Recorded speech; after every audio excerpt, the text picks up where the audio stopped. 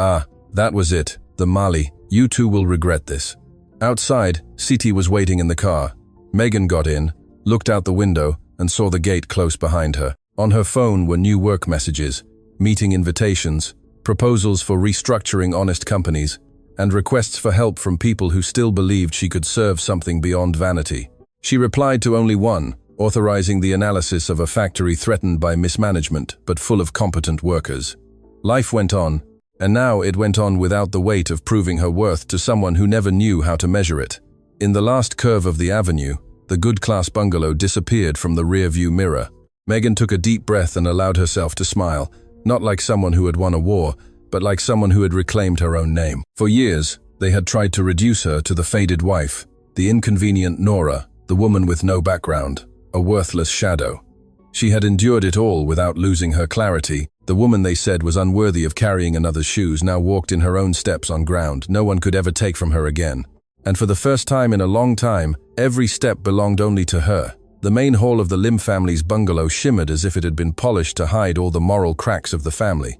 Crystal chandeliers poured white light onto tables covered in linen, fine crystal glasses, and arrangements of imported orchids. While photographers vied for favorable angles of Singapore's most powerful guests, Megan Tan stood near a marble column, wearing a simple, dark blue dress with no flashy jewelry. She watched in silence as her husband smiled at people who would never ask if she was okay.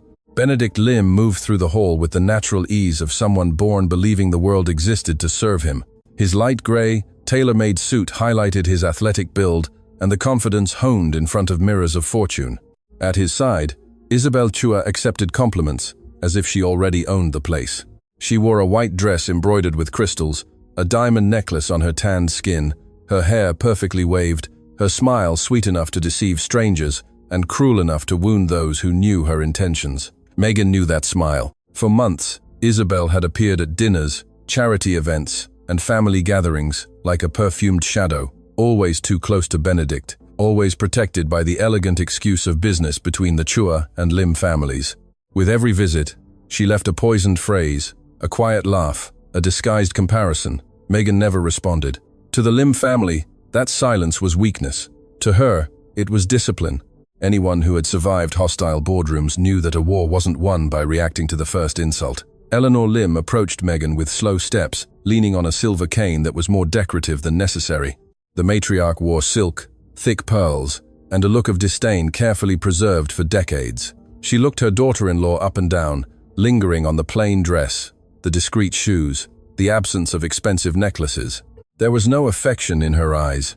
There was only the impatience of someone tolerating an inconvenient presence because some old agreement had not yet allowed for her disposal. In public, you could have at least chosen something less poor for tonight, Eleanor said to Megan, her voice low but clear enough for two ladies nearby to hear. The Lim family is celebrating 40 years of prestige. We're not opening a soup kitchen. Look at Isabel. She understands the weight of a family name. She was born to be among us. While you still look like someone who came in through the service door and forgot to leave. Megan felt the sentence cut through the air like a cold blade, but she didn't look away. She had learned to control even the rhythm of her own breathing when men far more dangerous than Eleanor had tried to intimidate her in closed-door meetings. The pain existed, yes, but it was kept in an inner room, locked from the outside. All that remained was serenity. She glanced at Benedict, hoping for at least a sign of discomfort. Her husband heard everything, raised his glass, and pretended not to notice. Isabel approached at that moment, as if she had rehearsed her entrance. Her sweet perfume arrived before her, mingling with the scent of the imported flowers.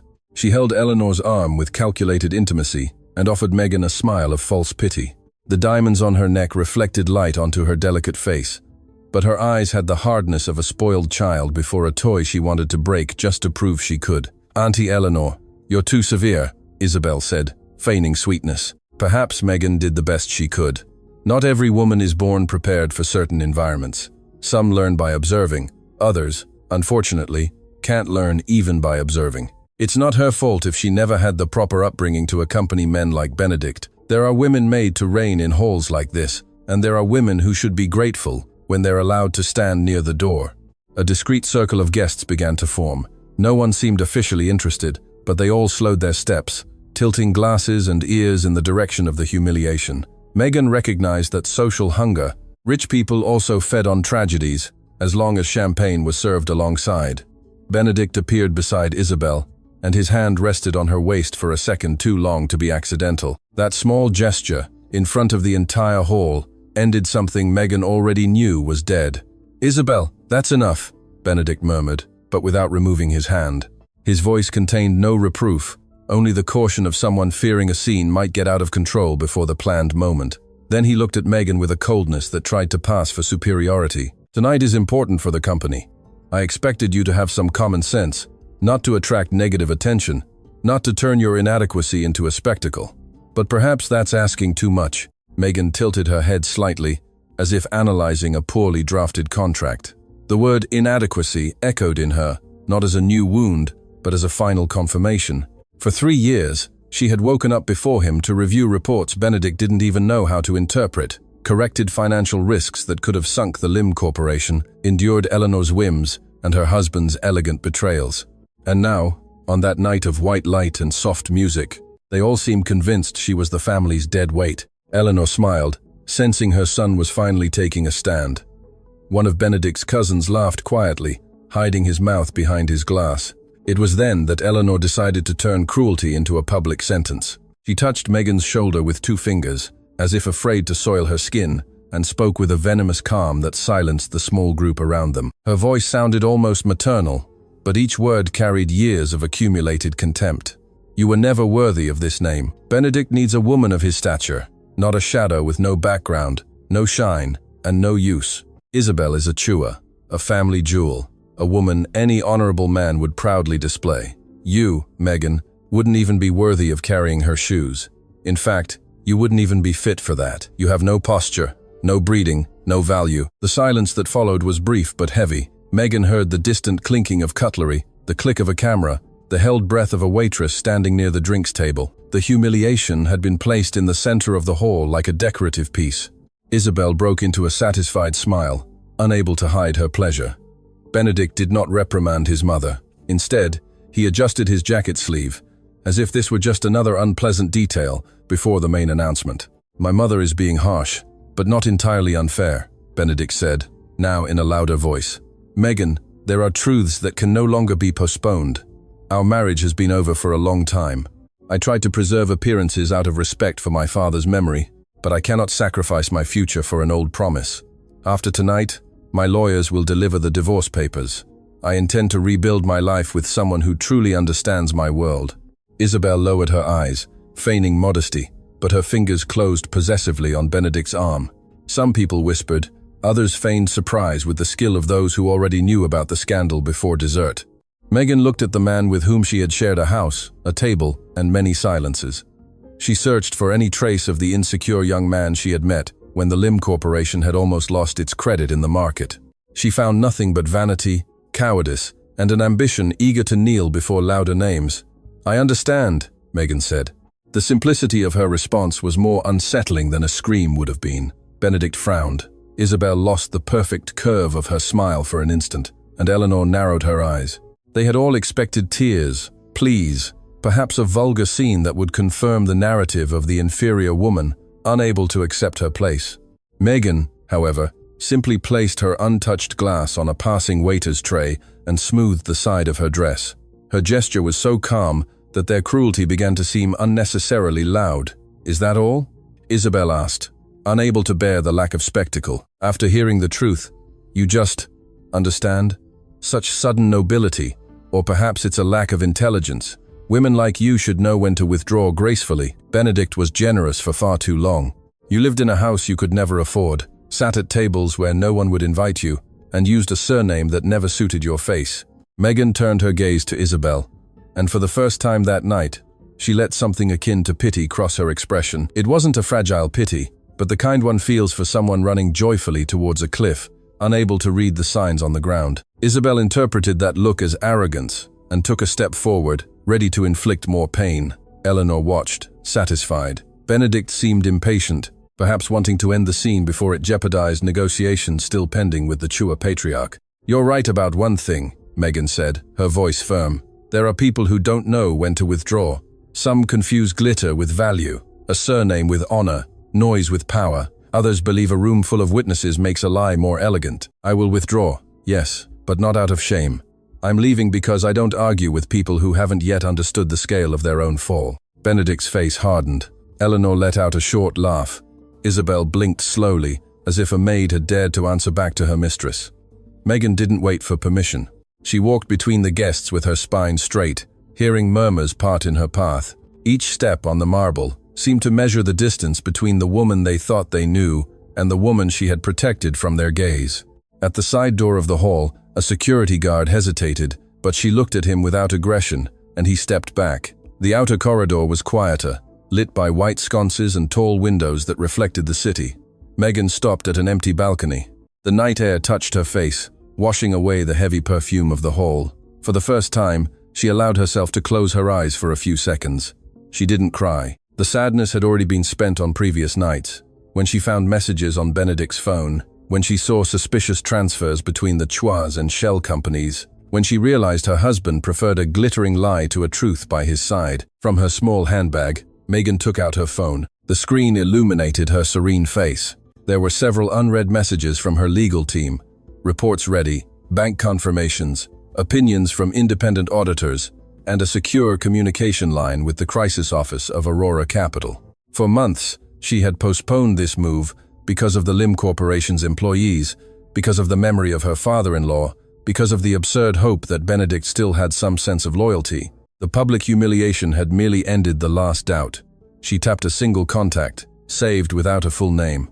The call was answered before the second ring. On the other end, the voice of Raj Sharma, Aurora's head of legal, sounded wide awake, as if he had been waiting for this call since the beginning of the evening. Megan looked through the glass at the distant hall, where Isabel was laughing again beside Benedict, surrounded by praise and light. The image seemed perfect, and for that very reason, it was ready to shatter. Raj, Megan said, without rushing, activate the Aurora protocol. Send the Chua dossier to the creditor banks, to the Monetary Authority, to the international auditors, and to the media outlets that have already signed NDAs. Suspend all protection lines linked to their holdings. Trigger the cross-default clause in the Lim Corporation's contracts, but preserve the employee payroll. I want every move to be within the law. No dirty leaks, no cheap revenge, just documented truth. There was a brief silence on the other end. Not of doubt, but of gravity. Raj knew what this meant. The empire built on false credit, inflated guarantees, and bought influence would lose oxygen before dawn. Banks would freeze operations. Foreign partners would sever agreements. Funds would exit dangerous positions. The press would receive evidence that was hard to refute. Isabel was still smiling in the hall, but her family was already beginning to fall in closed rooms, in discreet inboxes, at tables where powerful men would stop answering phone calls. Understood, Miss Tan, Raj replied. In 30 minutes, the first block will be in secure circulation. In 2 hours, the Chuas will have no more operational credit. Before the market opens, no one will be able to feign surprise. Megan ended the call without replying. She put her phone away, took a deep breath, and turned her eyes back to the illuminated city. Inside the hall, a round of applause announced the start of Benedict's speech.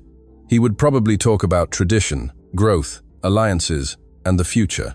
Perhaps he would hold Isabel's hand for the photographers. Perhaps he would promise the world a union between two powerful families. Megan just watched the lights tremble on the glass, knowing that some crowns fall without a sound, first in documents, then on faces, and finally, on the ground. Megan did not return to the hall. Instead, she went down the side corridor reserved for suppliers. Not out of shame, but because there were fewer curious eyes and more space to think. The muffled sound of music still came through the walls, mixed with distant applause and laughter that seemed to belong to another world. Outside, a light drizzle was beginning to wash the marble of the service entrance. A black car was waiting under the awning, engine running, headlights low. Siti Rahman, her personal assistant, opened the door without asking any questions. Siti had worked with Megan for 8 years and knew the value of her every silence. She was a woman with an observant gaze, hair tied back simply, and the posture of someone who could manage a crisis without raising her voice. When Megan got into the back seat, Siti just handed her an unlocked tablet, already open to Aurora Capital's legal monitoring screen. There, in cold graphs and ordered reports, the Chua name appeared connected to banks, funds, front companies, cross-guarantees, and government contracts that would never withstand a serious audit. Raj has confirmed full activation, Siti said. maintaining her professional tone.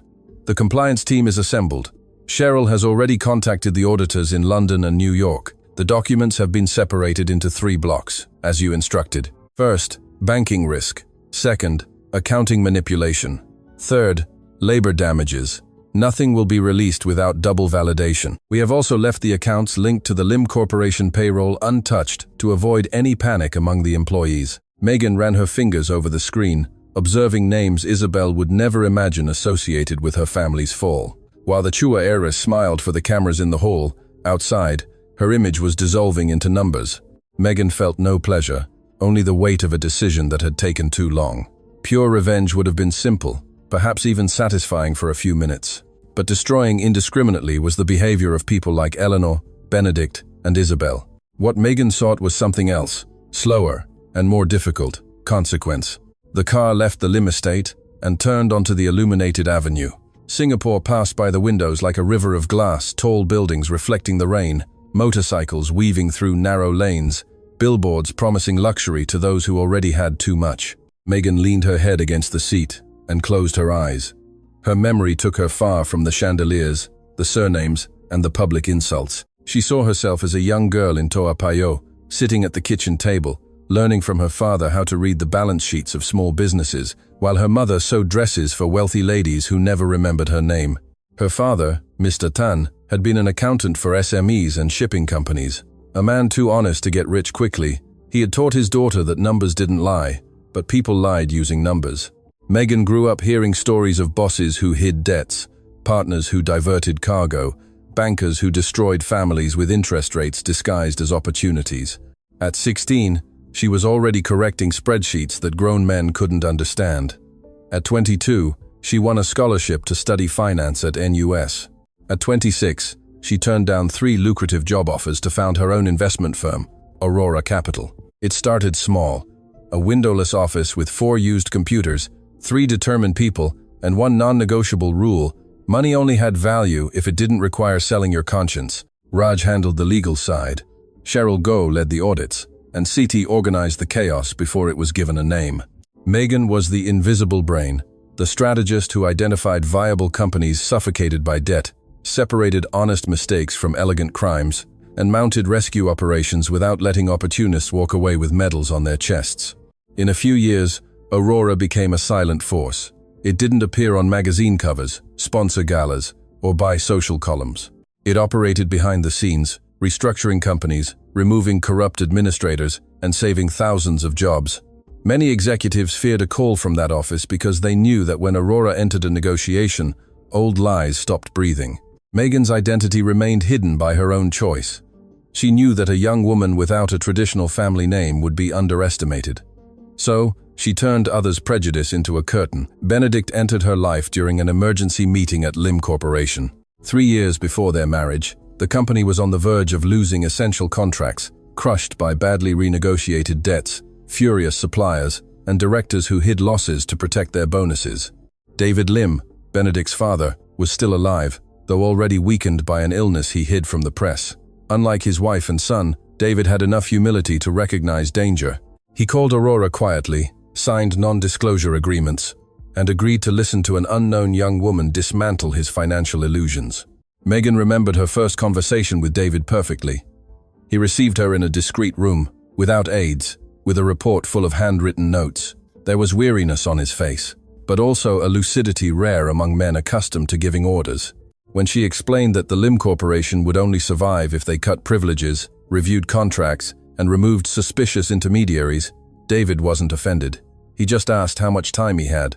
Megan answered with brutal honesty, 6 months if you act with courage, 6 weeks if you continue to feign greatness. It was during this period that Benedict grew closer to her. In the beginning, he seemed different from the man he was that night. He was insecure, yes, and vain too, but there was a vulnerability in him that Megan mistook for a desire to be better.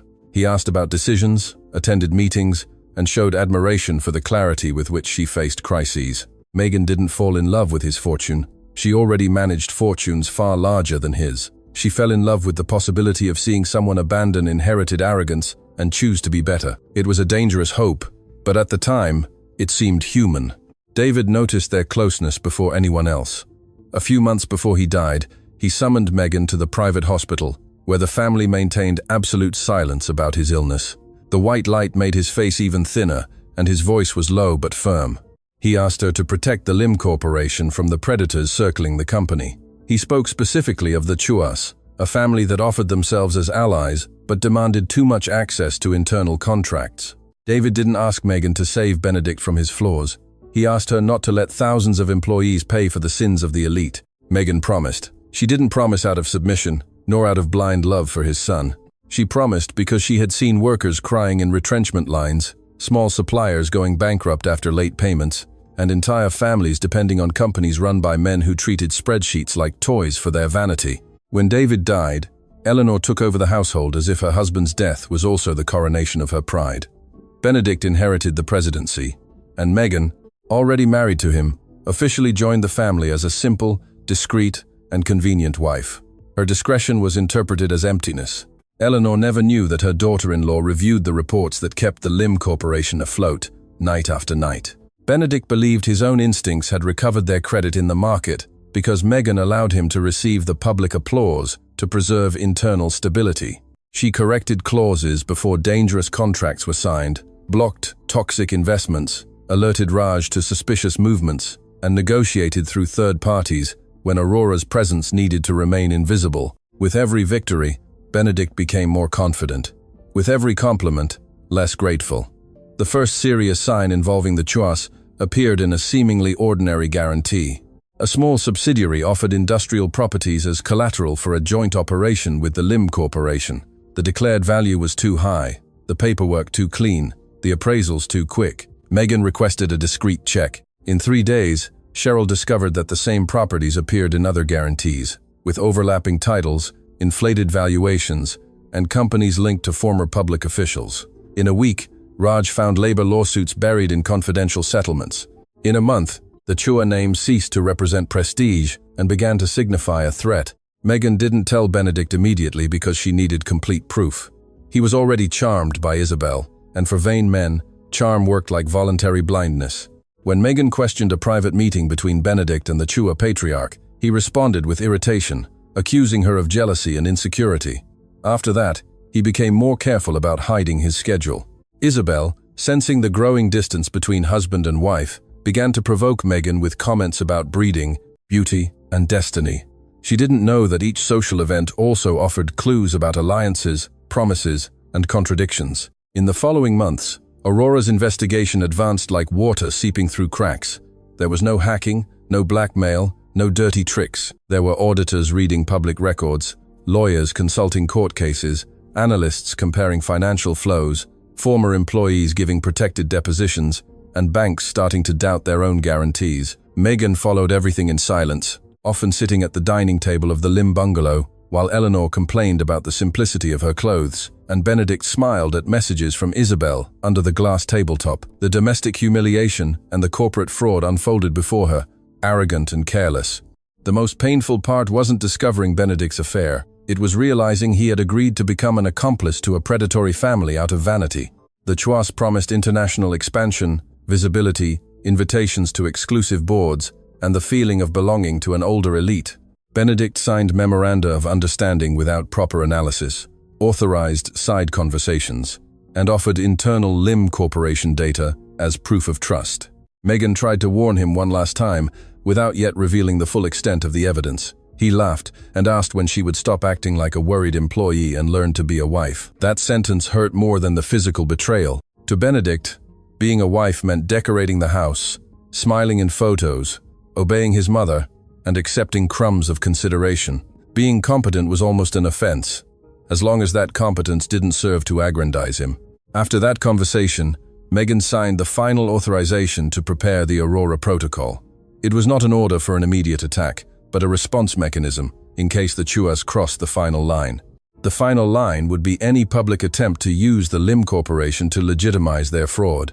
On the night of the company's anniversary, that line was crossed in front of everyone. Benedict not only cheated, he offered the future of the Lim Corporation to Isabel, as if he were giving her an engagement ring bought with the labor of thousands of people. Eleanor not only scorned her, she confirmed she preferred a criminal daughter-in-law with a famous name to an honest woman without a pedigree.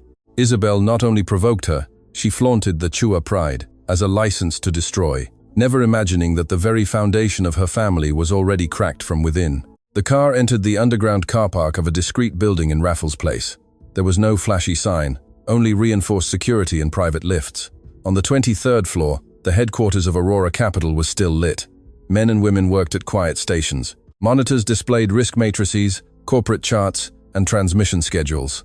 No one looked at Megan with pity when she entered, still wearing the dress from the party. Here, her personal humiliation wasn't a spectacle, it was context.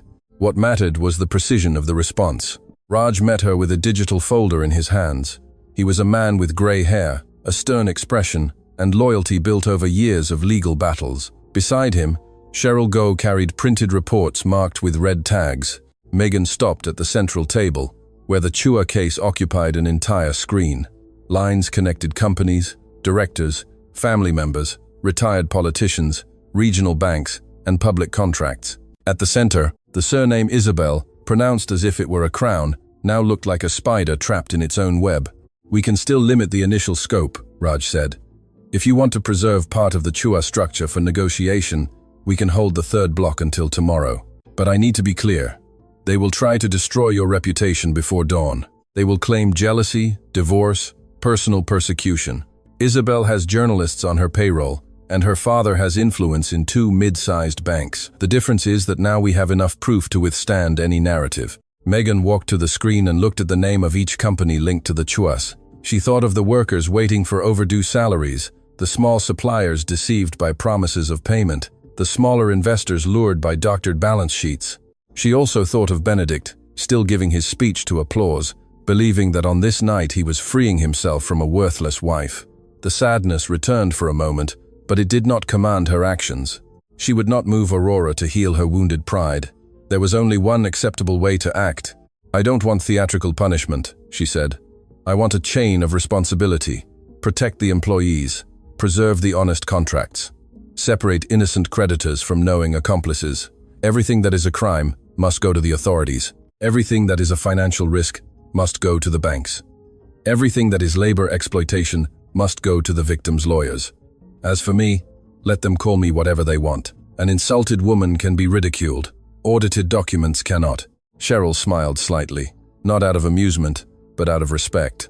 Raj nodded and distributed the orders. In a few minutes, the room moved with coordinated motion. Digital signatures were confirmed. Sealed files were sent to specific recipients. Automated notifications triggered contractual clauses the Chuas had never taken seriously.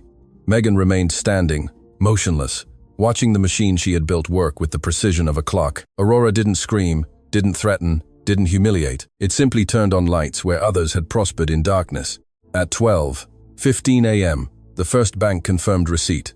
At 12:22 a.m., an international auditor requested an emergency meeting. At 12:30 a.m., a foreign fund suspended new disbursements linked to the Chuas. It was all still happening away from the cameras, but the fall had already begun in silence. Megan picked up her phone and saw a photo posted by a guest from the party. Benedict was toasting on stage. Isabel, beside him, smiled like a future queen. Eleanor applauded in the front row. Megan switched off the screen. Queens of glass also cut their hands when they shattered. At 1 a.m., while the Lim family's party was still trying to prolong its own illusion with loud music and refilled glasses, the first sign of collapse reached Richard Chua's phone. He was in a private room of the Lim bungalow, surrounded by 2 aides and a tray of expensive whiskey. When the president of a Swiss bank demanded immediate clarification on duplicated collateral, Richard, a man accustomed to turning threats into charm, tried to laugh. On the other end, however, no one laughed. The line was disconnected with the word suspension. Richard stood motionless for a few seconds, holding the glass as if the weight of the crystal had increased. He was a man with silver hair, tanned skin, a sharp gaze, and an arrogance cultivated over generations of privilege. He had always believed that debts were just instruments, laws were negotiable obstacles, and reputation was a commodity bought at the right dinners. But this call had a different tone. It wasn't a collection call, it was a disengagement. Banks didn't disengage gracefully when they smelled risk. They closed doors, cut off oxygen, and pretended they had never known the debtor. In the hall, Isabel continued to shine. She no longer hid her proximity to Benedict, allowing photographers to capture the exact angle of her hand touching his arm. while Eleanor Lim accepted compliments as if the replacement of her daughter-in-law was an act of family sanitation. Benedict was giving a speech about strategic alliances, expansion, and confidence in the future. His words seemed solid under the lights, but they were made of foam. With every sentence about trust, a contract linked to the Chuas was being re-evaluated in some distant office by people who weren't impressed by surnames. Megan was monitoring everything from Aurora's crisis room. There was no triumph on her face. The central screen showed alerts appearing in sequence, each one validated by 2 teams before moving forward. Raj reported credit downgrades with dry precision. Cheryl updated the risk map. CT maintained contact with labor representatives to ensure that workers' salaries wouldn't be frozen in the same package as the suspicious accounts. Megan demanded this separation at every step.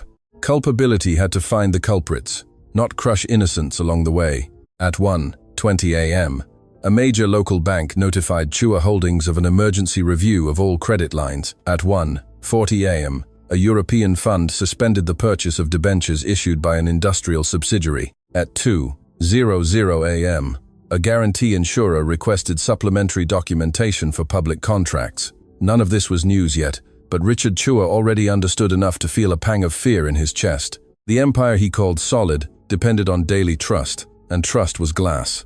Once cracked, no one touched it without gloves. Isabel noticed the change in her father when he returned to the hall. His smile remained on his face, but his eyes had lost the gleam of a satisfied predator. She had known that expression since childhood, from the times when hidden business deals required quick solutions. She approached, leaving Benedict talking to a group of investors, and touched Richard's arm lightly. She expected to hear a simple order, perhaps to reduce exposure or control some rumor. Instead, she received a stern, almost accusatory look, as if her joy had been too reckless. "What happened?" she asked quietly. "You're pale. Is there a problem with the banks?" Richard looked around before answering. There were cameras, guests, waiters, enemies disguised as friends. This was no place to reveal weakness. He led his daughter to a side of the hall, near a modern sculpture that reflected light on their tense faces. Then he explained in short sentences that documents had reached creditors, auditors, and regulatory bodies. They weren't rumors. They were organized files, with attachments, dates, contracts, names. Isabel felt her stomach sink, but reacted with irritation, because fear had always seemed an unacceptable humiliation to her. "That's impossible," she said. "No one would have enough access to put something like that together. It must be some cheap attack from a competitor, or that ridiculous woman." Megan left humiliated and wants to make a scene. Benedict can handle this. The Lim Corporation is with us. If they declare public support, the banks will back off. No one wants to start a war with 2 united families. You just need to stay calm and talk to the right people. Richard almost responded rudely but restrained himself. Isabel had been raised to believe that beauty, name, and money could solve any conflict. He himself had taught her that, offering her the certainty that the world bent to the Chuas. Now, seeing her talk about public support as if banking risk obeyed dresses and speeches, he realized the danger of his own upbringing. Still, he needed her. Benedict Lim was a bridge, perhaps the only one available in the early hours of the morning. If the Lim Corporation offered solidarity, they could buy time. And time, for guilty people, was the currency of survival. Benedict was not pleased when he was summoned to the private room. The speech had ended with warm applause, and he had expected to use the rest of the night to consolidate his new image alongside Isabel. He entered annoyed, closing the door behind him, but his irritation vanished when he saw Richard without his social mask. On the table, 3 mobile phones were vibrating simultaneously. An aide was speaking quietly to someone in a government ministry. Another was typing frantic messages. Isabel was pacing back and forth, the crystals on her dress shimmering like small, nervous sparks. "We need a statement from you," Richard said, without preamble. "Tonight, something strong. The Lim Corporation reaffirms its confidence in the Chua companies, confirms the continuity of joint projects, and rejects opportunistic attempts at destabilization. You can say these are attacks from resentful people. Don't name names, but make it clear your family is on our side. That will hold off the banks until I can reorganize the legal front." Benedict took a moment to respond.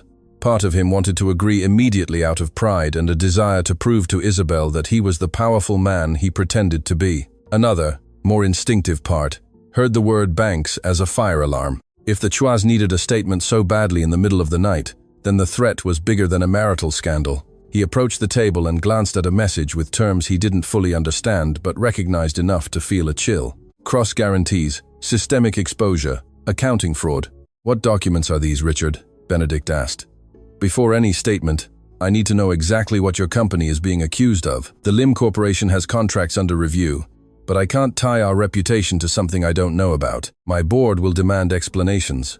My mother might support Isabel socially, but shareholders don't act on sympathy. Isabel stopped pacing and faced Benedict as if he had betrayed her. The rehearsed delicacy vanished. Underneath the perfect heiress, a woman accustomed to getting obedience through tantrums emerged. She approached him, her eyes moist with anger, her voice trembling between a plea and an accusation. Minutes ago, she had felt victorious over Megan. Now, the memory of that calm woman, leaving without tears, began to bother her like a growing shadow on the wall. You said you would choose my side, Isabel said. You said it in front of everyone. Now, when my family needs you, you're going to hide behind your board and shareholders? Benedict, this is exactly what Megan wants. She left defeated, but she wants to poison our night. You can't let a rejected wife destroy the union we just announced. Megan's name cut through the room with unexpected force. Benedict thought of her expression as she left. She didn't look defeated. She looked like someone ending a meeting after concluding all risks had been calculated. The memory annoyed him because it brought back an old discomfort. How many times had Megan warned him about the Chuas? How many times had she urged prudence, document reviews, independent audits? He had always interpreted it as jealousy. Perhaps it was jealousy. He needed to believe that. Admitting another possibility would mean acknowledging that he had scorned the one person capable of seeing the abyss. At 2:30 a.m., the first short news item appeared on a financial news portal known for its conciseness and impact. The text didn't mention a marital scandal, a party, or Isabel. It simply reported that international creditors were reviewing their exposure to Chua Holdings after receiving documentation involving possible inconsistencies in corporate guarantees. The sentence was dry, almost bureaucratic, and for that very reason, it was devastating. Within minutes, the news circulated among investors, lawyers, and business journalists. The Chua surname, until then associated with luxury, began to be whispered alongside risk. At the Lim bungalow, guests started looking at their own phones. First, it was the aides, then the executives. Finally, the wives and children, who understood nothing of the market, but understood social panic. Smiles shrank. Conversations changed tone. A banker who had promised to talk to Benedict at the end of the night left without saying goodbye. 2 foreign investors asked for their cars. Eleanor noticed the movement and called her son impatiently, unaware that the party she had prepared to humiliate Megan was beginning to turn into a scene of discreet escape. What is happening? Eleanor asked, gripping Benedict's elbow. Why are people leaving? Why does Richard look like a corpse? And where is that woman? Where is Megan? This has her stench all over it. Always quiet, always pretending to be humble. I knew there was something wrong with that creature with no past. Benedict bit back a harsh reply. He also wanted to know where Megan was. He called her once. The call went to voicemail. He called again. Nothing. Her absence, which had once seemed liberating, now felt like a wall. Isabel appeared beside him, demanding that he speak to his lawyers and issue the statement. Eleanor, even without understanding the extent of the problem, agreed with her future daughter-in-law out of pure contempt for the old one. To her, anything that went against Megan was naturally correct. In the Aurora office, CT informed Megan that Benedict had called twice. Megan just nodded. On a large screen, she was reading the deposition of a former manager from Chua Logistics, a man who had lost his job for refusing to sign false valuations of machinery. He described pressure, elegant threats, bonuses promised and then withdrawn. He had attached messages, internal orders, and lists of employees dismissed after questioning delays. This was the part Megan couldn't treat as mere strategy. Behind Isabel's luxury, there were ordinary people crushed to sustain a facade. The society columns have already started planting the scorned ex-wife narrative, Raj said, approaching. 3 social media accounts linked to the Chuas are insinuating that you left the party distraught and are threatening the family out of jealousy. They haven't mentioned Aurora yet because they don't know, but they will try. I can authorize a preemptive note without revealing your position, just reinforcing that the documents were sent by institutional sources and are undergoing independent validation. Megan thought for a few seconds. Revealing herself too soon would give her enemies a face to attack, but hiding for too long would allow the emotional narrative to contaminate distracted people. She knew the mechanism. When a woman reported a crime linked to the man who had cheated on her, they always tried to reduce it to a broken heart. It was a cheap way to kill the truth before it reached the right desk. Megan placed her hands on the edge of the table and looked at the screen where the Chua name was flashing in red. Release the technical note, she decided. Without my name for now. Emphasize independent auditing, the documentary chain, and protection for the workers. Do not respond to personal insults. They want a mud fight, because in the mud, documents seem less clear. We will stay in the glass house. Anyone who wants to look will see. Raj left to carry out the order. Megan finally picked up her phone and looked at the missed calls from Benedict. For a moment, she remembered an old night when he had slept on the hospital sofa, holding his father's hand. That night, Benedict had cried silently, and Megan had believed there was kindness hidden beneath his vanity. Perhaps there was, but kindness without courage rots when fed by privilege. She did not call back. There were conversations that should only happen when excuses could no longer be used as a curtain. At 3 a.m., Chua Holdings lost its third line of credit. At 3:15 a.m., a rating agency placed its debts on negative watch. At 3:20 a.m., a Spanish partner suspended shipments related to a joint venture. Isabel watched the messages arrive on her father's phone and felt her public image slipping through her fingers. For the first time in her life, she understood that wealth wasn't just jewelry, chauffeurs, and invitations. It was the trust of invisible people, and those invisible people were turning their faces away. Desperate, she pulled Benedict into a corner of the corridor. There was no longer a sufficient audience to sustain her complete performance. Her eyes were red, but not with sadness for victims or employees. It was the fear of losing her place, the fear of being seen without the golden frame that made her untouchable. She grabbed the lapel of Benedict's jacket, bringing her face close to his. The woman who minutes before had compared herself to a family jewel now seemed like a furious child before a broken toy. Do something, she demanded. You owe me this. I humiliated that woman for you. I waited for you to get rid of her. I agreed to expose myself at this party. I will not fall because of Megan Tan, a nobody who doesn't even have a family name. Call her. Threaten her. Offer her money. Ask your mother to pressure her. She was your wife. There must be something she wants. Benedict remained silent. The phrase, I humiliated that woman for you, revealed a truth he preferred to keep blurred. Isabel didn't love Benedict the man. She loved the victory over another woman, the merger of assets, the public scene, the Lim name next to hers on gala invitations. Blinded by vanity, he had given her exactly the stage she desired, but now the stage was on fire. Megan's face appeared in his mind again, calm, almost compassionate. For the first time that night, Benedict felt shame. His phone vibrated. It was a message from an independent director of the Lim Corporation, short and alarming. It demanded immediate explanations about contractual ties with the Chuas and asked if Benedict had signed additional guarantees without formal approval. Another message arrived immediately after from the CFO, informing him that analysts were beginning to link the Lim Corporation to cross-default risk. Benedict opened an attached file and recognized his own signature on a memorandum of intent he had authorized without reading all the clauses. The air seemed to vanish from the corridor. He wasn't just in love with the wrong woman, he was financially committed to the wrong family. Eleanor appeared demanding answers, but Benedict could no longer sustain her with arrogant phrases. Isabel was talking at the same time. Richard was shouting at an aide on the phone. The remaining guests pretended not to watch. The night of glory had turned into a social emergency room. And in another part of the city, Megan watched the protocols advance with the serenity of someone who didn't need to raise her voice to be heard. The fall of the Chua family wouldn't happen because of her whim. It would happen because for years they had built a castle on debt, lies, and contempt. Near 4 a.m., Megan received the most important confirmation. The Monetary Authority of Singapore had accepted the preliminary documentation and would open a formal review into the manipulation of financial information. Cheryl also reported that representatives for the workers at Chua Logistics were ready to file for a precautionary injunction to freeze assets for compensation. Megan closed her eyes for a moment. That was what mattered. Not the comment about shoes, not Isabel's white dress, not Benedict's hand on another's waist. What mattered was preventing the guilty from escaping, leaving the weak behind. When the sun had not yet touched the buildings, the Chua Empire was already bleeding from within. Nothing had collapsed spectacularly in front of the cameras, but all the essential pillars had been hit. Credit suspended, contracts frozen, auditors mobilized, authorities alerted, personal narratives neutralized by technical documents. Benedict, sitting in an empty room of the Lim bungalow, stared at his phone, not knowing who to call.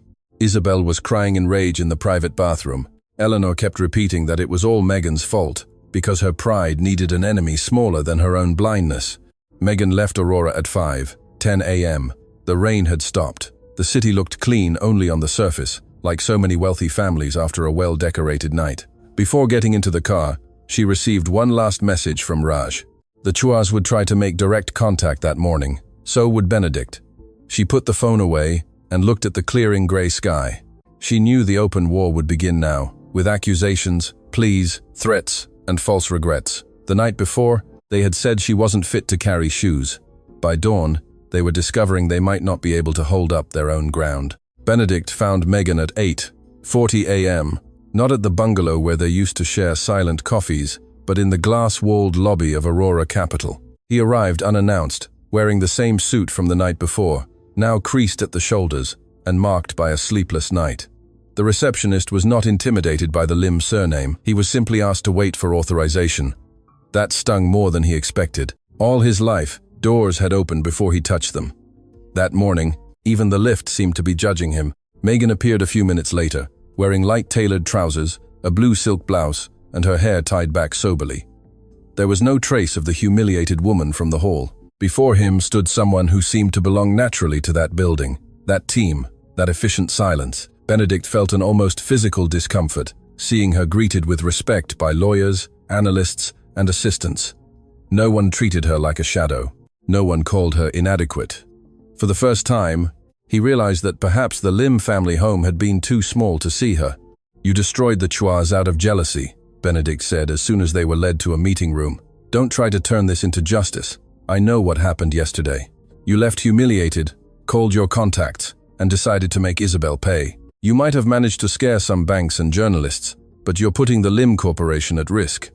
If you have any respect left for what we had, stop now. Withdraw the documents. Say there was a mistake. I can negotiate a discreet way out." Megan remained standing by the table, not inviting him to sit. Behind her, the city stretched out in gray tones, still damp from the night's rain. Benedict spoke as if offering mercy, but his eyes betrayed fear. She knew that fear. It was the panic of someone who had signed without reading, trusted without investigating, and now wanted to turn consequences into persecution. For a few seconds, Megan let the silence fill the room. Some answers gained strength when not given quickly. "Do you still believe this started because of Isabel?" she said. "It's more comfortable, I understand. If it's all about jealousy, you remain just a man desired by two women.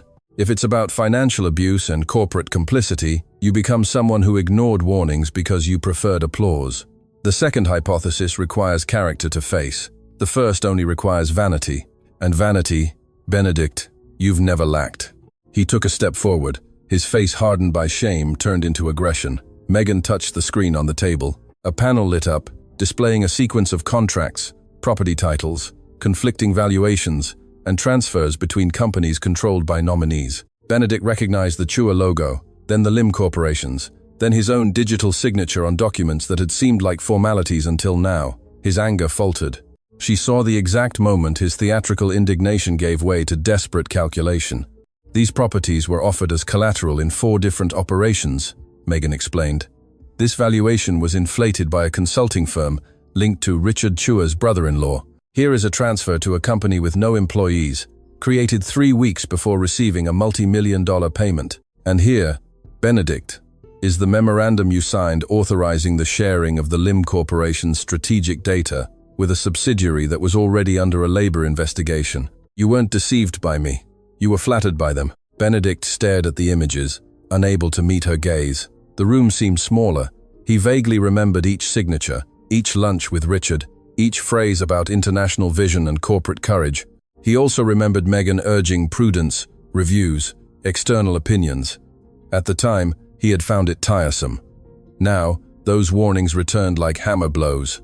Still, admitting guilt in front of her was almost unbearable. His pride sought one last escape, a crack through which it could slip without kneeling. "Why didn't you show me all this before?" he asked in a low voice. "If you had this proof, why did you stay silent at home while my mother said what she wanted and Isabel got closer? You could have prevented this. You could have saved the company without turning everything into a scandal." Maybe part of the blame is yours too, Megan. You always hid behind that impossible silence. The sentence drew the first, truly bitter expression from her that morning. It wasn't surprise, it was exhaustion. Men like Benedict always found a way to blame the woman who had endured, warned, and protected. If she spoke, she was controlling. If she was silent, she was complicit. If she cried, she was weak. If she fought, she was vindictive. Megan approached the table, placed her hands on the glass, and answered without raising her voice, because her firmness didn't need volume. I showed you signs. I requested audits. I questioned meetings. I sent preliminary analyses. You called it all insecurity. When I spoke as a professional, you told me to learn to be a wife. When I spoke as a wife, you treated me as an obstacle. Don't confuse my patience with complicity. I was protecting the Lim Corporation out of respect for your father and the employees. You were protecting your own vanity. The difference between us has always been there. Before Benedict could reply, the door was thrown open. Eleanor Lim entered, accompanied by the family lawyer, ignoring the receptionist who was trying to stop her. She was dressed in black, as if in mourning for her own authority. Her eyes, red with indignation, swept the room and settled on Megan with renewed contempt. To Eleanor, this elegant office didn't prove competence. It only compounded the offense. It was intolerable to discover that the daughter-in-law she had humiliated for years possessed enough power to make her wait in a reception area. So this is it, Eleanor said. A resentful little woman, hiding behind a company. You entered our family feigning humility to spy on us. I always knew there was something dirty about you. People with no background can't stand to see greatness up close. You were jealous of Isabel, jealous of the Lim name, jealous of everything you could never truly be. Now you use papers and lawyers to seem important. Megan looked at her mother-in-law with a calm that irritated her even more. For years, Eleanor had crushed her with calculated phrases at the dinner table, in corridors, in front of staff and guests. Now, deprived of her family stage, she seemed smaller, almost lost, though arrogance still held her chin high. Benedict tried to intervene, but his mother silenced him with a gesture. She hadn't come to negotiate, she had come to impose. It was the only language she knew, and for that very reason, she didn't realize she had walked unarmed into someone else's territory. Auntie Eleanor, Megan said, you can keep calling me whatever you want. It doesn't alter a signature, erase a fraud, reopen a line of credit, or turn Isabel Chua into a victim. You humiliated a woman in front of your guests because you believed a surname was proof of virtue. Now you're defending a family that forged guarantees, suffocated suppliers, and withheld workers' funds. Your indignation isn't moral, it's just the fear of having chosen the wrong side in public. Eleanor raised her hand, perhaps to point, perhaps out of an older, uglier impulse. Benedict caught his mother's wrist before the gesture could be completed. The movement surprised all three of them. He wasn't defending Megan out of full-blown courage, but because he finally understood that any further aggression would be futile and dangerous. Eleanor snatched her hand back, outraged. Megan didn't move. The Lim family lawyer, silent until then, lowered his eyes to his briefcase, as if he would rather disappear into his own papers. At that same moment, many kilometers away, Isabel was locked in the walk-in wardrobe of her penthouse, surrounded by open suitcases, scattered jewelry, and 2 mobile phones. The white dress from the party lay on the floor like a discarded skin. She was speaking to a wealth manager in a low, furious voice, demanding the immediate transfer of funds to an overseas account. The man was trying to explain that some transactions were under review, but Isabel did not accept bureaucratic language. All her life, money had obeyed her haste. She couldn't understand why it was now asking questions. I don't care about protocol, she whispered, clutching an emerald necklace inside its case. Make the transfer in the family holdings name, then break it down as before. My father will handle the legal part. I just need a portion out today. I will not be stuck in this country while Megan Tan pretends to be a saint to the press. You owe me favors. My family put you where you are. The call was being recorded by the bank's own security system, not due to external surveillance, but because the notifications sent in the early morning had placed the Chua accounts under enhanced monitoring. The frightened manager refused the order and forwarded the request to the prevention department. In less than 20 minutes, the transfer attempt was included in a supplementary report sent to the authorities. Isabel, believing she was acting cleverly, had just produced the proof of intent to conceal assets that Raj had expected to obtain only days later. At Aurora, Cheryl entered the room discreetly and handed a tablet to Megan. The information was brief but decisive. Megan read it, took a deep breath, and passed the device to Benedict. He saw Isabel's name, the time of the transfer attempt, and the alert for a transaction incompatible with impending precautionary freezes. The last residue of romanticism on his face dissolved. This was not a woman unjustly attacked. This was someone trying to save jewels and money before workers, suppliers, and creditors could be compensated. Eleanor tried to snatch the tablet from her son's hands, but Benedict didn't allow it.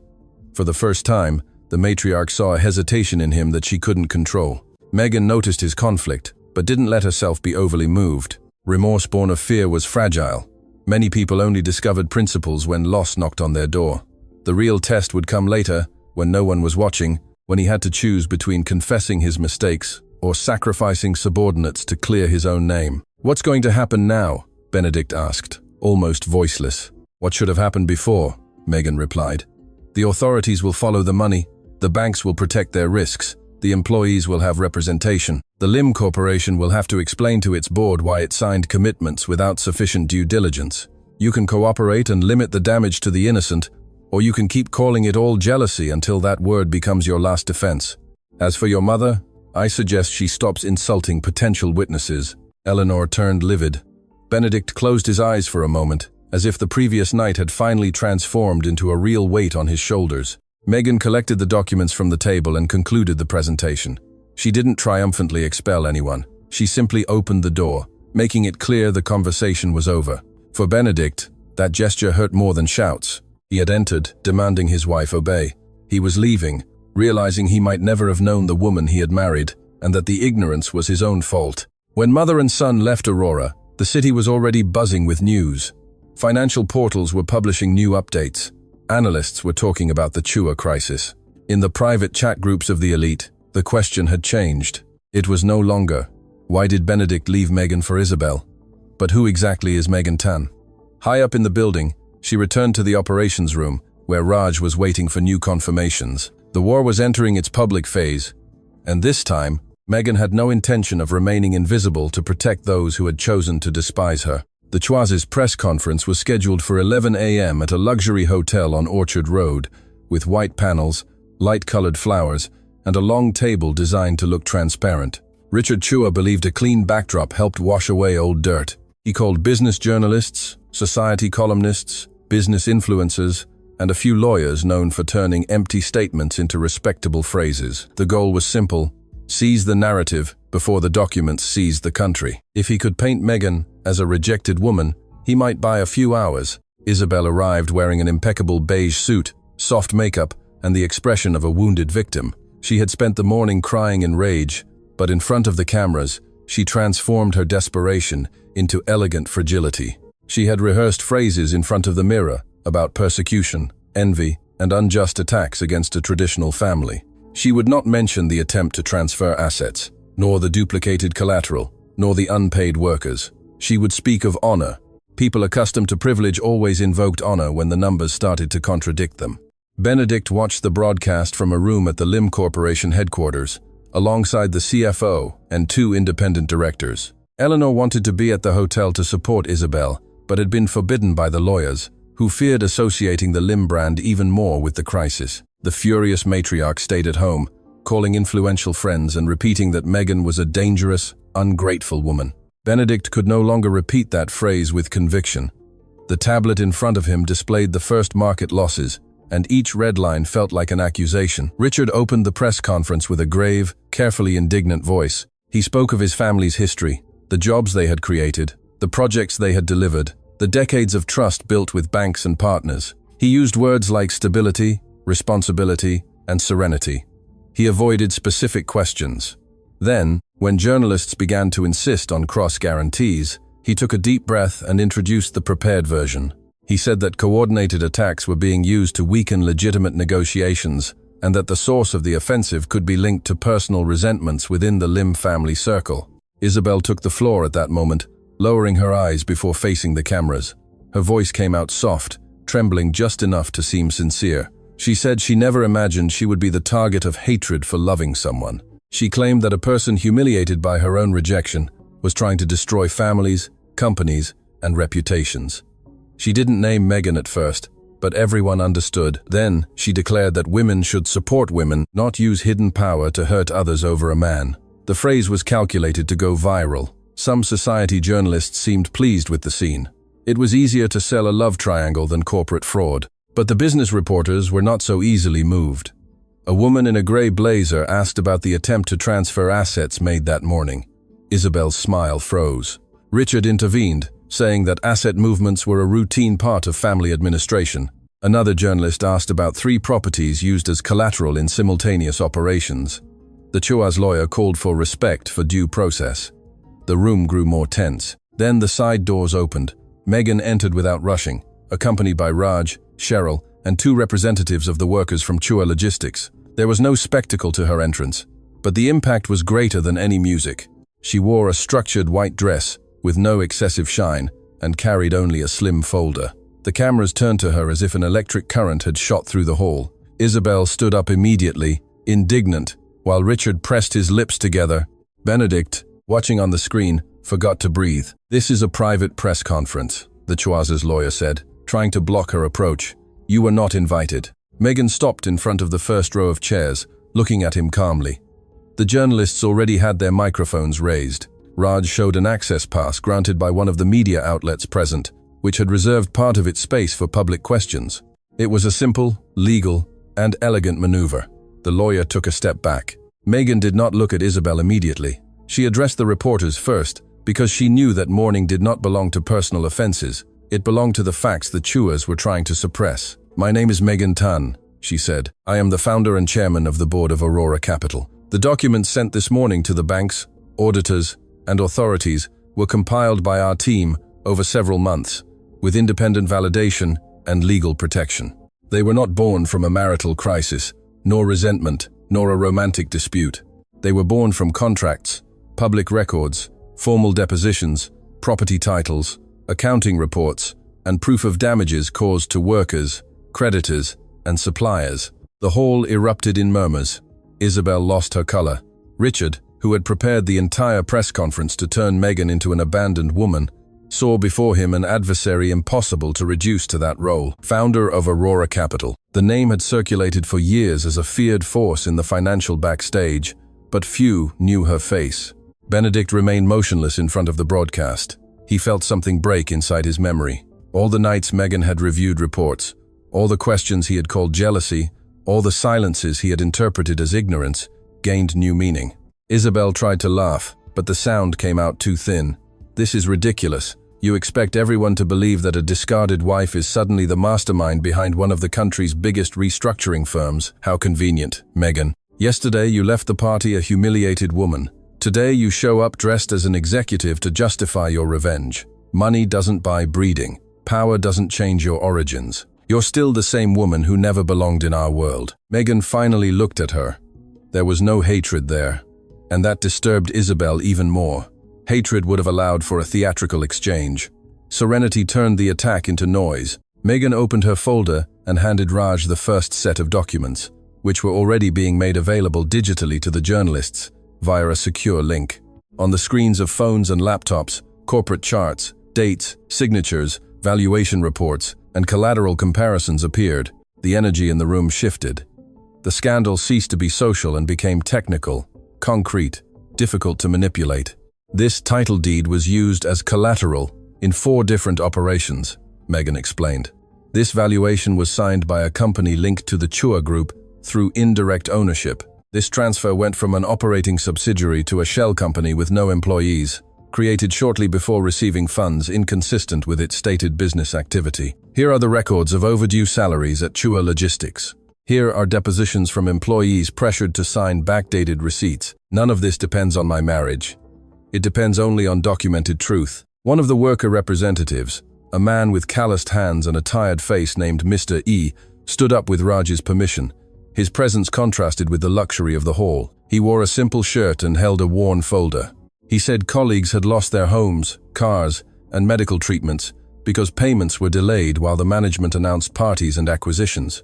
He didn't make an impassioned speech. He stated facts, dates, names of warehouses, and broken promises. The simplicity of his words hit the journalists harder than any of Isabel's rehearsed lines. Richard tried to interrupt, accusing Megan of exploiting workers to promote a personal vendetta.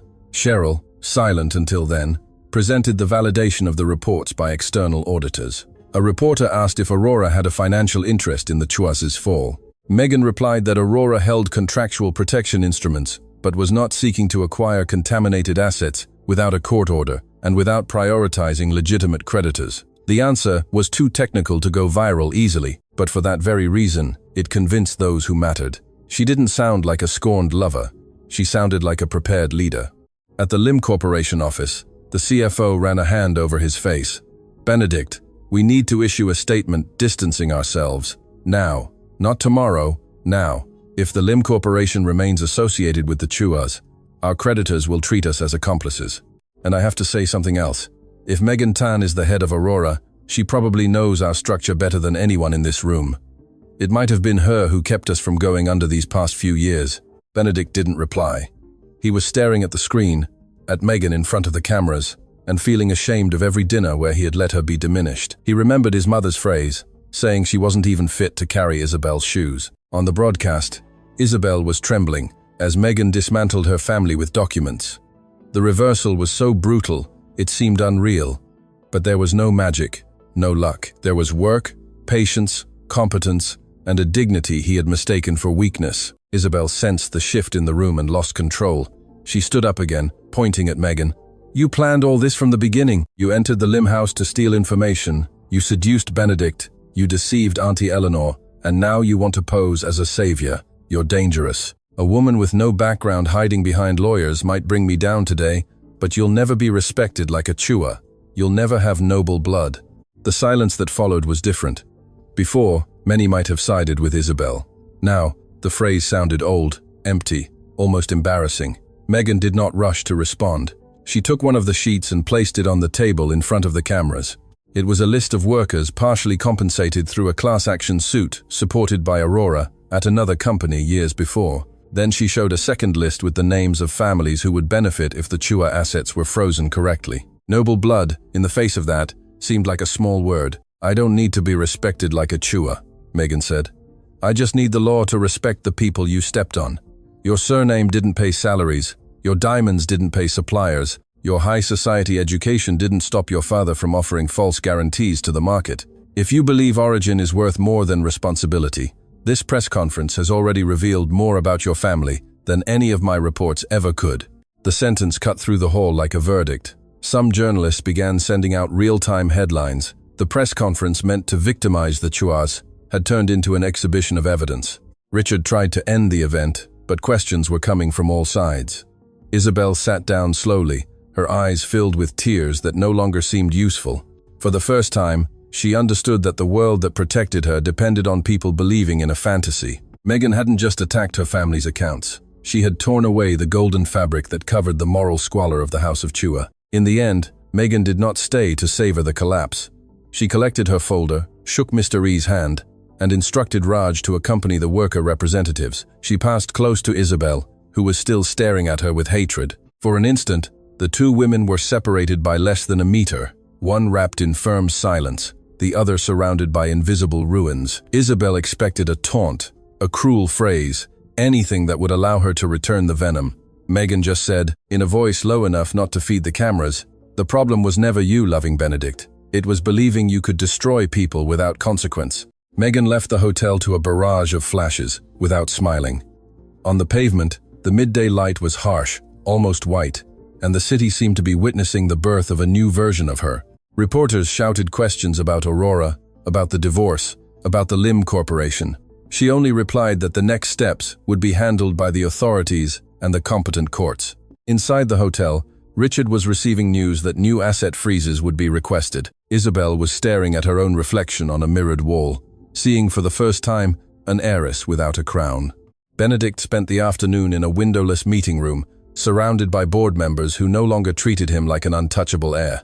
On the table were reports, messages from creditors, clauses of indirect exposure, and loss projections if the Lim Corporation remained associated with the Chuas.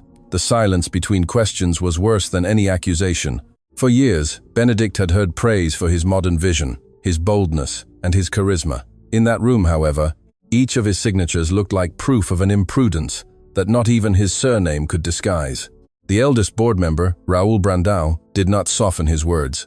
He said that the Lim Corporation had survived the last few years, thanks to a series of technical interventions that no internal director had officially claimed. He showed renegotiated contracts, restructured debts, preserved suppliers, risks removed before they became scandals.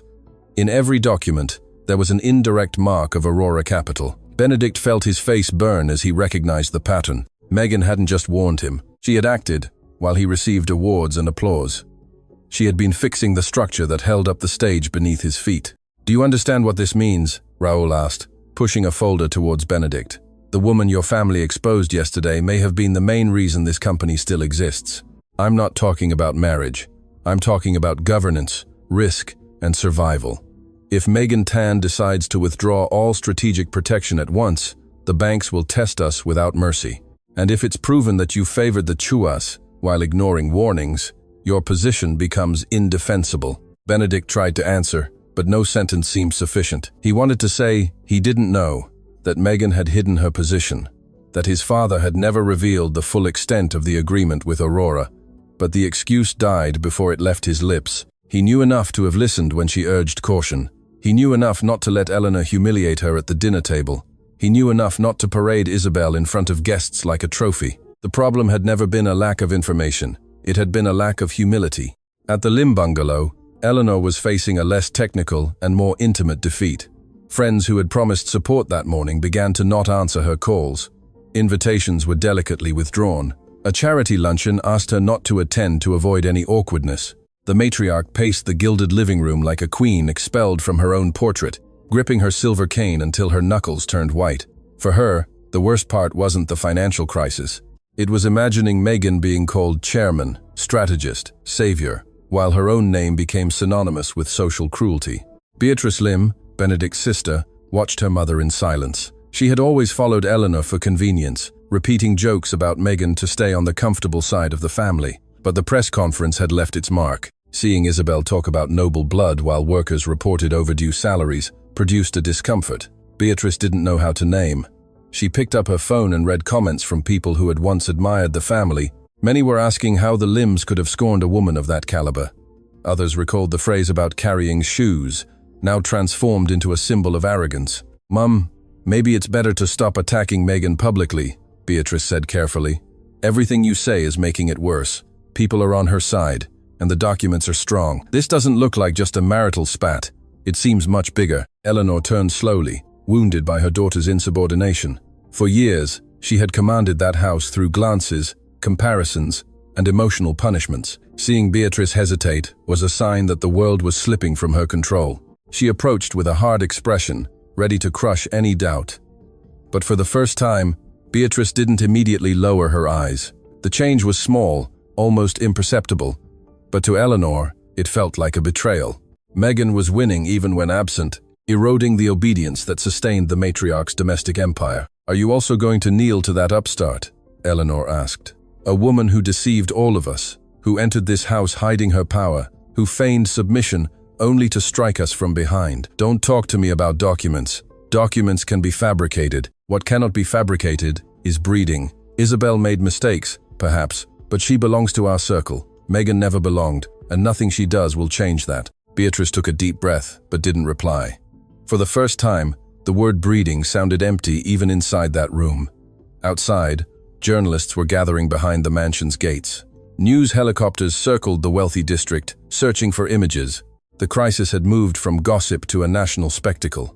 Eleanor pulled back the curtain and saw cameras pointed at her home. The place she had always used to exclude Megan now felt like an elegant prison. And at its center, the matriarch continued to defend a hierarchy that no longer protected anyone. Meanwhile, Isabel was facing her own hell in the Chua penthouse. Richard was shouting at lawyers. Her mother was crying in front of open suitcases. Aides were collecting documents, and former employees were milling about, afraid of being blamed for mistakes they didn't make. The heiress, however, was not crying for them. Sitting at a dressing table covered in jewels, she stared at messages from friends who once vied for her company and now responded with coolness. Some said they were traveling, others feigned concern. None offered shelter, influence, or money. Richard entered the room without knocking. The man who the night before had still maintained the pose of a patriarch now looked 20 years older. His tie was loose, his eyes were red, his voice was rough.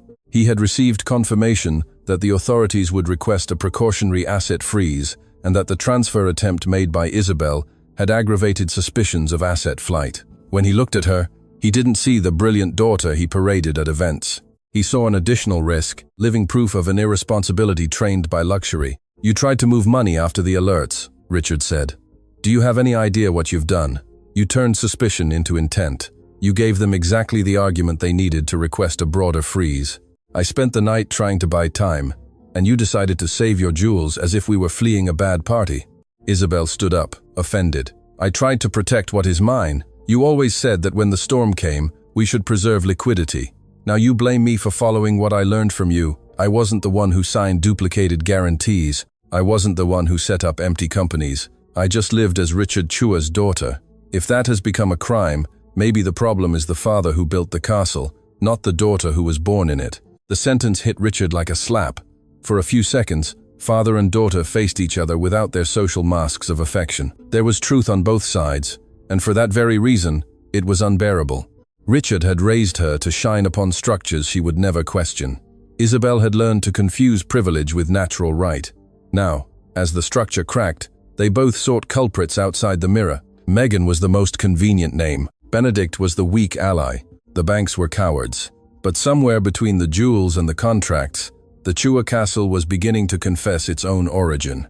Isabel decided to call Benedict. She rang 4 times before he answered. His voice was tired, distant, without the anxious adoration of the past few weeks. She noticed the change and hardened her tone.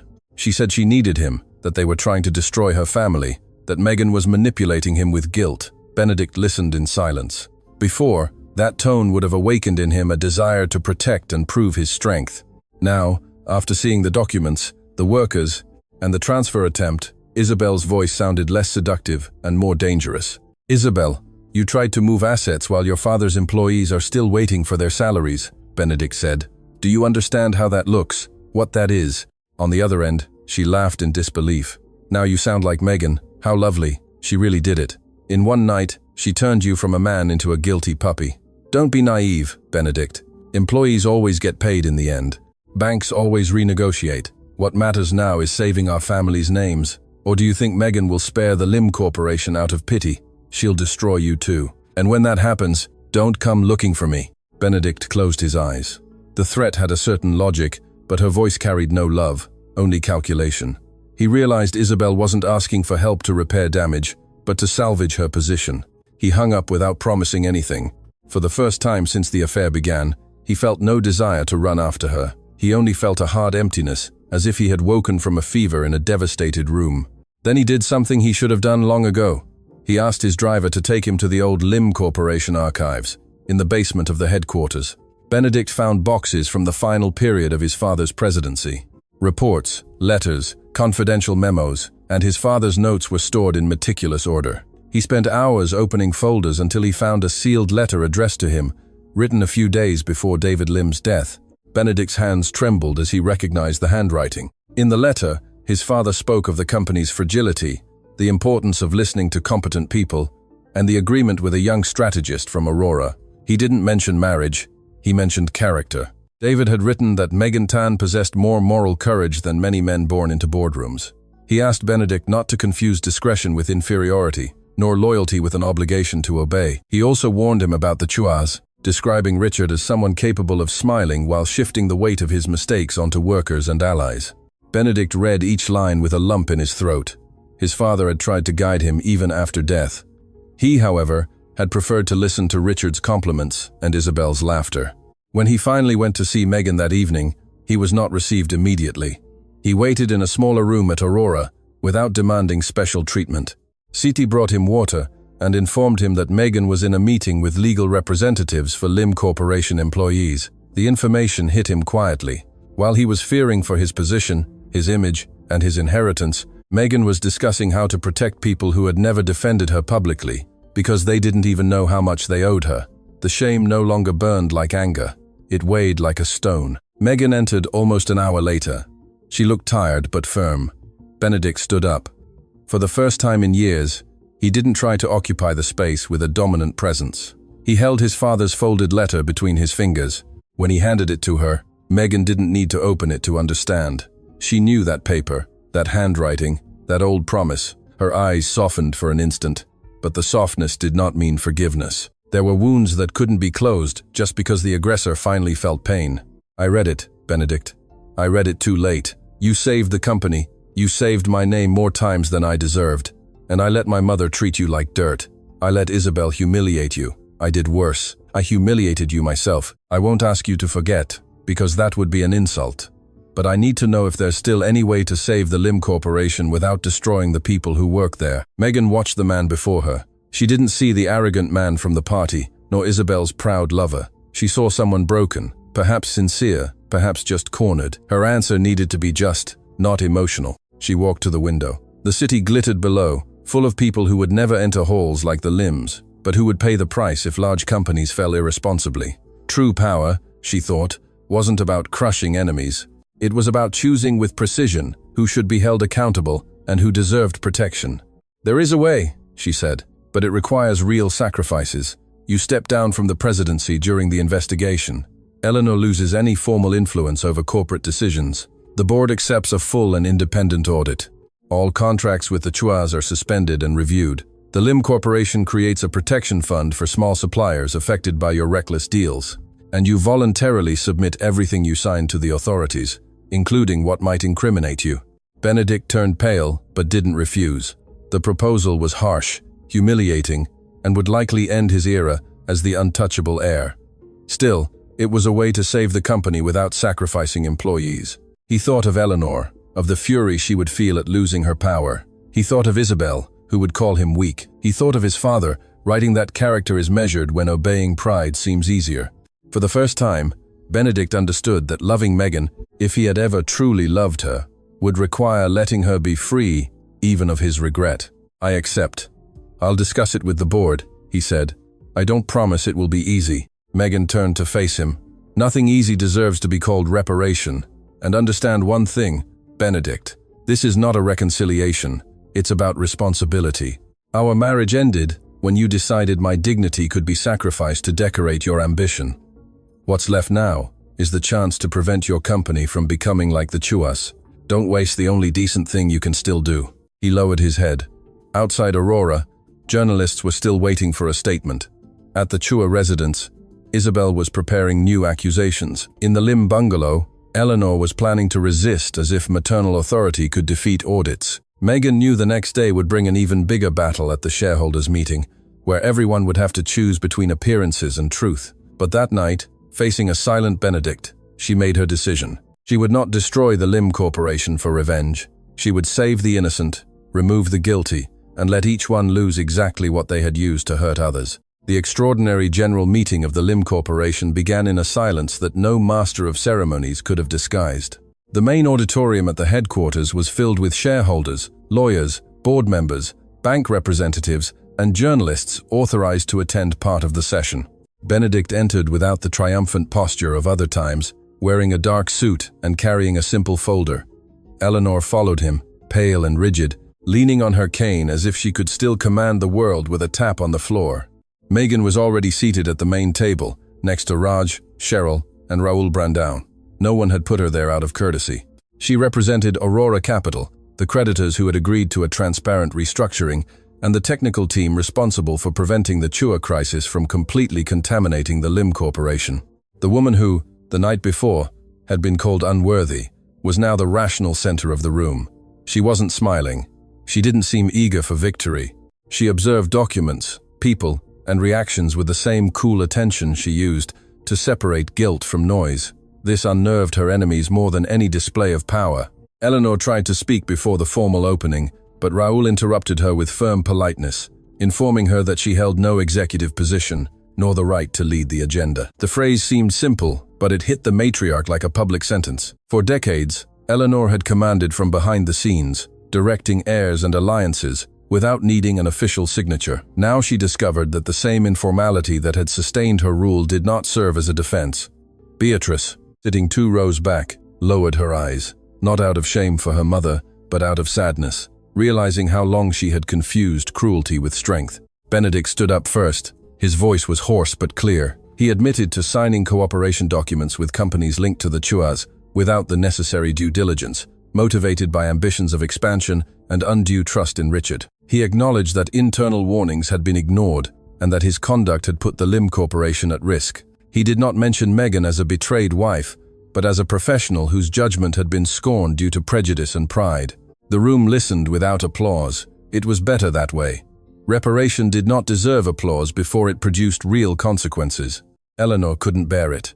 She rose, trembling with rage, and accused her own son of surrendering the family to a woman who had used marriage as a weapon. She said the Lims were being humiliated by a person without roots, without tradition, without gratitude. Every word seemed taken from the same playbook that had destroyed her authority in public opinion. Megan remained motionless. Raoul requested that the statement be recorded in the minutes. The dry, legal request made Eleanor turn pale. What had once been drawing room gossip now became a formal record of discrimination and attempted interference. It was then that Megan asked for the floor. She stood up slowly, without touching the folder in front of her. She didn't need to be dramatic. The screens behind the table displayed the restructuring plan proposed by Aurora and the independent directors, complete suspension of contracts with the Chuas, a comprehensive audit of all partnerships approved in the last 5 years, Benedict's temporary removal from the executive presidency, a ban on informal family interference, the creation of an emergency fund for small suppliers harmed by reckless commitments, and the strict preservation of the payroll and honest operational contracts. This proposal does not exist to save reputations, Megan said. It exists to save a viable company from the mistakes of those who confused it with their personal property. The Lim Corporation does not have to fall with the Chuas if it accepts transparency, responsibility, and real governance. But there will be no protection for those who signed in bad faith, concealed information, or tried to use workers as a shield. The guilty will be held accountable. The innocent will go to work tomorrow without paying for the arrogance of their superiors. A murmur went through the room, but not of scandal. It was cautious relief. Banks preferred disciplined companies to unpredictable ruins. Shareholders preferred clear sacrifices to total collapse. The employees, represented by 2 union delegates at the back of the auditorium, listened with wary attention but noticed that Megan spoke of them before she spoke of market value. Benedict watched the scene and understood, too late, the difference between power and greatness. Power was forcing people to obey. Greatness was protecting even those who had been taught to despise you. The vote began after lengthy questions. Some shareholders tried to soften Benedict's removal, arguing that an abrupt transition would spook the market. Megan replied that the market feared impunity more than discipline. Others questioned the Supplier Protection Fund, saying it could reduce dividends. Cheryl presented projections showing that the bankruptcy of small partner companies would generate higher costs, contractual delays, and prolonged reputational damage. To every objection, the Aurora team responded with numbers. There were no insults, only precision. Precision won, where pride had always failed. While the meeting deliberated, the Chua's situation was worsening outside. Richard had been formally summoned for questioning about duplicated collateral and suspicious financial transactions. Accounts of companies linked to the family were preventively frozen. The Chua mansion had journalists at the gates, employees demanding information, and lawyers entering with boxes of documents. Isabel, locked in her room, was watching the meeting's broadcast on a spare phone. When she saw Megan at the center of the table, recognized, heard, and feared. Without needing an old surname, she felt a hatred mixed with panic. The heiress tried to call Benedict one more time. He saw her name on his screen during the final vote, and did not answer. The gesture was small but definitive. Isabel understood that she had lost not only his protection but also the story she would tell about herself. Without Benedict, she wasn't the chosen woman in a powerful union. Without credit, she wasn't a corporate princess. Without the obedience of employees, she was mistress of nothing. She threw the phone against the wall, but the sound didn't change the outcome. Some falls end in silence after the last scream. At the meeting, the proposal was approved by a large majority. Benedict stepped down from the presidency during the investigation, retaining only a formal collaborative role with the board. Eleanor lost access to strategic meetings, internal communications, and influence over appointments. The independent audit was given broad powers. The Lim Corporation issued a statement acknowledging governance failures and committing to remediation. It was not an acquittal, It was a narrow bridge over the abyss. Megan knew that many accepted the plan out of fear, not virtue. But ethical results sometimes began that way, when loss made the truth inevitable. After the vote, Eleanor approached Megan in the side corridor. There was no large audience now, just a few lawyers and Beatrice in the distance. The matriarch seemed smaller, but not humbled. Her eyes still carried venom, though her voice was low. She said that Megan might have won on paper, but she would never cease to be the woman who destroyed a family. Megan listened to her until the end. There was no anger in her response, only the serenity of someone who had finally stopped craving recognition from a poisoned source. "I did not destroy your family, Auntie Eleanor. I just pulled back the curtains. What was behind them was built by you.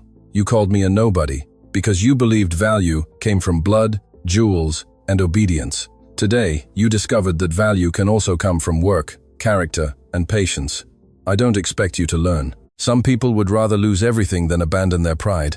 But from now on, your cruelty will no longer have employees, shareholders, or children to use as a shield." Beatrice approached after her mother had walked away. Her eyes were moist, and her hands were clasped. She apologized for every laugh, every silence, every time she allowed Megan to be diminished at the table. Megan looked at her with weariness, but not contempt. She said apologies only had value when they changed behavior, not when they merely eased a conscience. Beatrice nodded. For the first time, she seemed to understand. That brief conversation did not heal years of humiliation, but it planted a different seed inside the Lim house. Some ruptures also created space for less cowardly people to be born. Benedict waited until the auditorium emptied. He found Megan on the top-floor balcony, where the cool wind gently moved the hem of her dress. The city stretched out before them, loud, indifferent, and alive. He held his wedding ring in his hand, removed during the session, as if only now understanding that metal held no commitment. He approached without his old confidence. Megan didn't turn immediately. She knew he was there. She also knew this would be the last real conversation between them as husband and wife. "I've signed the divorce papers," Benedict said. "No dispute over assets, no demands, no attempt to use the press. I also gave the board everything I found in my father's archives and in my messages with Richard. I will answer for what I did." He cleared his throat. "I'm not saying this expecting forgiveness, but I need to ask for it anyway. Megan, forgive me for making you feel alone inside my own home, for mistaking your greatness for available silence, for not being worthy of my father's trust, nor of the love you tried to give me." Megan closed her eyes for a moment. For a long time, she had imagined hearing those words on lonely nights. Perhaps she had wished for Benedict to wake up, to apologize, to choose her in front of his mother, to refuse Isabel, to see the woman by his side. But the human heart also obeys time. Certain phrases, when they arrive too late, no longer find the person who was waiting for them. She saw him, looking at his tired face, without cruelty. There was pain, yes, but the pain no longer chained her. "I forgive you enough not to carry you with me," she said. "But I don't forgive you enough to go back. Love, without respect, becomes a beautiful prison, Benedict. I spent too much time trying to prove I deserved to be in a house where everyone should have been grateful that I stayed. You didn't just lose a wife, you lost the chance to be a better man while you were still loved. Now you have to get better without using my love as a crutch. That is the most honest consequence I can leave you with." Benedict cried silently. He did not try to touch her. Perhaps that was his first truly respectful act. Megan removed her wedding ring and placed it on the stone parapet between them. The small gold band caught the late afternoon light for a second and then lay still. No symbol, no promise, just metal. Benedict looked at it as if he were seeing a funeral. Megan, however, saw an open door. Freedom did not come as an explosion. It came like air slowly entering a room that had been sealed for years. In the following months, the Chuas lost control of their main companies. Richard faced legal proceedings for financial fraud, asset concealment, and causing losses to creditors. Some charges would depend on years of legal dispute, but the empire was no longer his. Assets were sold under judicial supervision. Workers received part of their compensation, and small suppliers were prioritized in recovery agreements.